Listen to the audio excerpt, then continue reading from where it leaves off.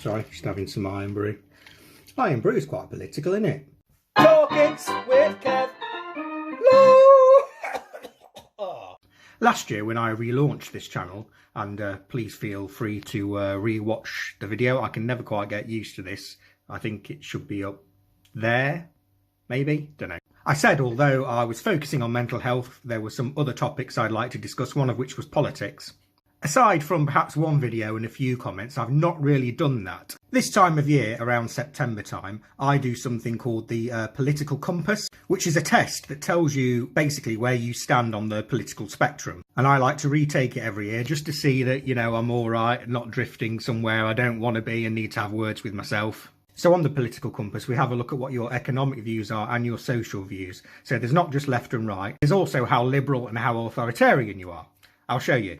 So you get asked a series of questions, a video not sponsored by McCoy's, by the way, and this puts you on this political compass. So you've got 4 quarters, left liberal, left authoritarian, right liberal, sorry down there, and right authoritarian up there. And for many years, ever since I've been doing it actually, I think I've shifted a little bit round here, but generally in the same place. Now, there are some flaws with this. Of course, you might take the questionnaire and find you come out here, and your mate might take the questionnaire and find out they come up there. But that puts you both in different quarters at totally the opposite ends of the spectrum, and actually that's not the case. And yes, as you can see, because I'm the coolest person I know, and probably the coolest person you know, I do have mine in a frame. Yeah. And the flaw with it that I know some people who taken it do struggle with is that you do have to answer all of the questions. It is multiple choice, but you may not exactly particularly agree with any of the answers. And you're kind of forced to pick the one that's about closest, which can be difficult. So I'm not going to go through all the questions with you, but I'm going to show you what some are so you get the idea of what you're looking at. So I'm going to do my annual take of the political compass. So you have to strongly agree, disagree, or strongly disagree.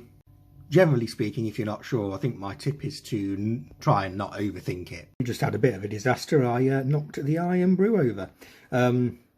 So it is the politicalcompass.org, I believe. Yeah, there we go.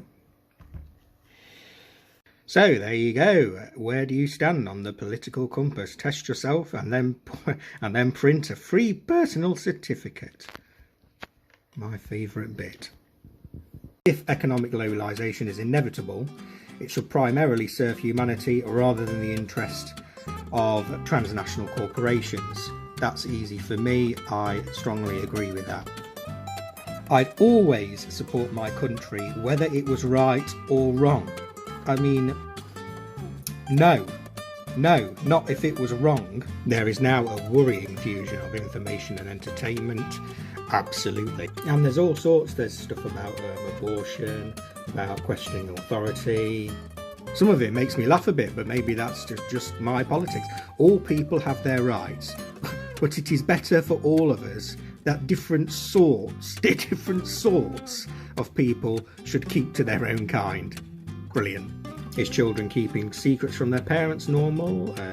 Marijuana's in there. I said don't overthink, but I think sometimes you have to read things carefully.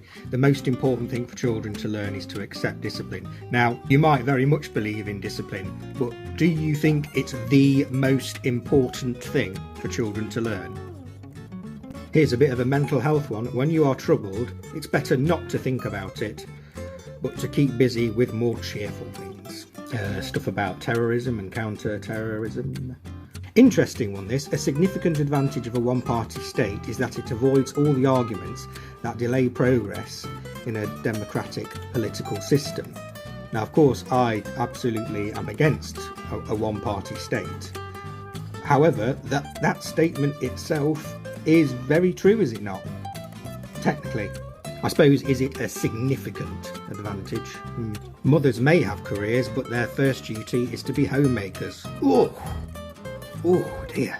Astrology, religion, morals, and sex. Where would we be without it? Yep, so there we go. Basically, I'm in the same place, but it turns out that over the past year, I have got marginally more liberal. which is fine. Now, I'm aware I have kind of explained all that quite quickly and crudely. Why don't you give it a try? And, if you dare, why not let me know where you came out? Take care.